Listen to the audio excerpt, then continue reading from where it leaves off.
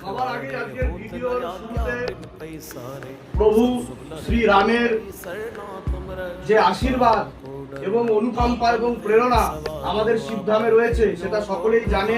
সেটা নিয়েই শুরু করব। আজকে একটা বিশেষ দিন, আজ হনুমান জয়ন্তী। তো আমাদের হিন্দু ধর্মের আজকের দিনের মতো মহোৎসব বোধহয় আর হয় না। पवन तनय संकट हरण मंगल मूर्ति रूप राम लखन सीता सहित बसा सर्वभूत भूत पिशाच निकट नहीं आवे महावीर जब नाम सुनावे नाशोई रोग हरै सब पीरा जपत निरंतर हनुमत वीरा। আজকে হনুমান চালিসা যে কত বড় উপহার, উপঢৌকন আমাদের সকলের জন্য।